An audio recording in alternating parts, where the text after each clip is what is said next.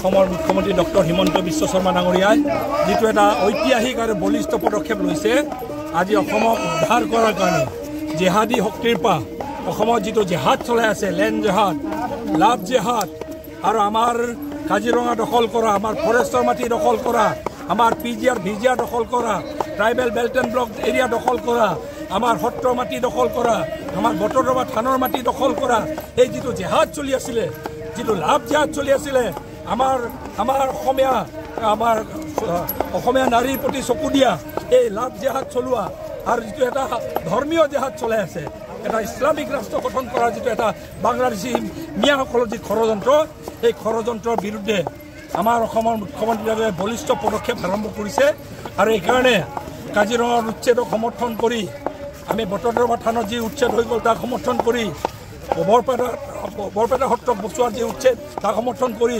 ফৰেষ্টৰ এৰিয়াৰ মাটি পুনৰ উদ্ধাৰ কৰাৰ কাৰণে পিজিআৰ ভিজিআৰ মাটি পুনৰ উদ্ধাৰৰ কাৰণে সোণাপুৰৰ ট্ৰাইবেল বেল্ট এণ্ড ব্লক এৰিয়াৰ মাটি পুনৰ উদ্ধাৰৰ কাৰণে যিটো বলিষ্ঠ পদক্ষেপ লৈ আছে এভেকশ্যন চলাই আছে এই এভেকশ্যনক সমৰ্থন জনাই আৰু জোনাইটো যিখিনি এই ট্ৰাইবেল বেল্ট এণ্ড ব্লক হয় জোনাই ডেভেলপমেণ্ট ব্লকটো ইয়াতো যিখিনি সন্দেহজনক নাগৰিক আছে তেখেতসকলক ইমিডিয়েটলি উচ্ছেদ কৰি তেখেতসকলক ইয়াৰ পৰা আঁতৰাই পঠাব লাগে আৰু তেখেতসকলক মই ভাবোঁ ইয়াৰ পৰা উচ্ছেদ কৰি আঁতৰাই পঠাই তেখেত আমাৰ এই জোনাইৰ খিলঞ্জীয়া মানুহক উদ্ধাৰ কৰিব লাগে জোনাইৰ খিলঞ্জীয়া মানুহক বচাব লাগে বুলি আজি আহ্বান জনাই আমি চবেই আজি ওলাই আহিছোঁ প্ৰত্যেকটো খিলঞ্জীয়া মানুহে আজি চিমেণ্ট চাপৰি এই অঞ্চলত আমি হাজাৰ হাজাৰ জনগণ আজি আমি ওলাই আহিছোঁ সন্দেহযুক্ত বাংলাদেশী নাগৰিকৰ আগ্ৰাসন বন্ধ কৰক চৰকাৰ অসমত মানে ডক্টৰ হিমন্ত বিশ্ব শৰ্মাৰ মানে নেতৃত্বত চলি আছে আমি দেখিবলৈ পাইছোঁ যে আমাৰ ভৱিষ্যত মানে মিয়া মুছলমানৰ কাৰণে ভয়াৱহ ৰূপ মানে লোৱা দেখিবলৈ পাইছোঁ আজিৰ দিনত আমি যদি ষ্ট্ৰেইট যদি ক'বলৈ মানে বিচাৰোঁ আজিৰ দিনত মুছলমান মানুহৰ জনসংখ্যা যথেষ্ট হ'ল আৰু মানে অকলে মানে মুছলমান জনসংখ্যা আজিৰ দিনত 40% মানে 40%। টোটেল অসমত মানে আমাৰ জনসংখ্যা আছে 3 crore 50 lakh 3 crore 50 লাখৰ ভিতৰত যদি মিয়া মুছলমানে যদি 40% হয় 1 crore 40 লাখে ইহঁতৰে মানে কিবা আছে সেইটো চাই আৰু মানে য'ত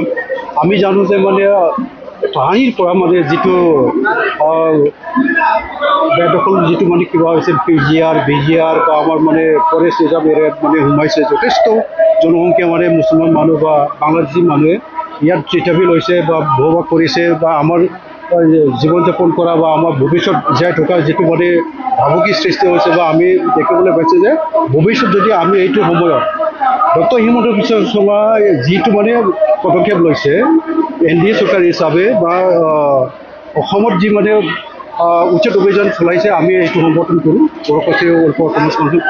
বা বড়ো মানে জাতীয় মানে হৈ আমি এইটো জাতিকে কৈ আমি এই মানে উচ্ছেদ অভিযানত চৰকাৰৰ লগত আছোঁ মানে আমি ডক্টৰ হিমন্ত বিশ্ব শৰ্মাৰ লগত আছোঁ নৰেন্দ্ৰ মোদী ডাঙৰীয়াৰ লগত প্ৰাইম মিনিষ্টাৰ সন্মানীয় আমাৰ ভাৰত ৰাষ্ট্ৰৰ আমি লগত আছোঁ আৰু ভোটাই থাকিম আৰু আমি সকলোৱে বিভিন্ন জাতি জনগোষ্ঠী বা খিলঞ্জীয়া জনগোষ্ঠী বা অসমবাসী সকলোৱে যদি একগোট হৈ থিয় নিদিয়ে কিন্তু আমাৰ ভৱিষ্যত অন্ধকাৰ বুলি যদি কোৱা হয় বেছি কোৱা নহ'ব এই ডাটাটো মই ক'বলৈ বিচৰা নাই কিন্তু জনায়োতো যে মানে অবৈধ বাংলাদেশীসকলে যে মানে তিতাবি লৈছে সেইটো মানে নুই কৰিব নোৱাৰে সেইকাৰণে এইটো সময়ত আমি বিৰোধী জাতীয় সংগঠন বা চৰকাৰ লগ লাগি আমি মানে চিনাক্তকৰণ কৰিব লাগে আৰু মানে উচ্ছেদ অভিযানত আমি সফলতা মানে নিশ্চয় আমি কাম কৰিব লাগে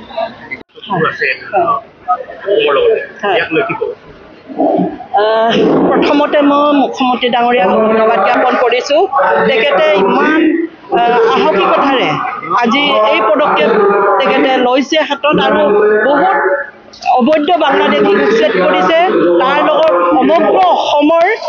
জনসাধাৰণ তেখেতক আমি সমৰ্থন দিছোঁ সাহস দিছোঁ তেখেতে কৰি যাওক আৰু ধেমাজি জিলাতো যিবিলাক ঠাইত অবৈধ বাংলাদেশীয়ে ইয়াত বাস কৰিবলৈ লৈছে সেইসকলক আমি অফিয়াই দিছোঁ যাতে অতি সোনকালে ইয়াৰ পৰা এভেকশ্যন নকৰাৰ আগতে যাতে ইয়াৰ পৰা তেখেতসকলে নিজে নিজে টালি টোপোলা লৈ যাতে নিজৰ নিজৰ জেগাত যাতে অৱস্থান কৰেগৈ তাৰ কাৰণে তেখেতসকলক আমি কিবা কৰি আহ্বান জনাইছোঁ আৰু আমি সমগ্ৰ অসমৰ জনগণক আৰু আৰু ভাৰতীয় জনতা পাৰ্টিৰ প্ৰত্যেকগৰাকী কাৰ্যকৰ্তাই আজি মুখ্যমন্ত্ৰী ডাঙৰীয়াৰ যি গুৰুত্বপূৰ্ণ অবৈধ বাংলাদেশীৰ মানে উচ্ছেদৰ যি অভিযান আৰম্ভ কৰিছে, যি ঠাইবিলাকত উচ্ছেদ আৰম্ভ কৰিছে, আজিও উচ্ছেদ থলীলৈ গৈছে তেখেতে, আৰু যি জেগাত এতিয়াও উচ্ছেদ হ'ব লাগে বুলি BGRত তেখেতে নটিফিকেশ্যন কৰিছে, এই ঠাইবিলাকৰ পৰা যাতে অবৈধ বাংলাদেশী অতি সোনকালে গুচি যাব লাগে, আমি তাকে কামনা কৰিছোঁ, যাতে এটা সংঘাত সৃষ্টি কৰি ইয়াত তেখেতসকলে যাতে বসবাস কৰাৰ এটা চিন্তা চৰ্চা কৰিব নালাগে, এইখিনিকে আমি কামনা কৰিছোঁ।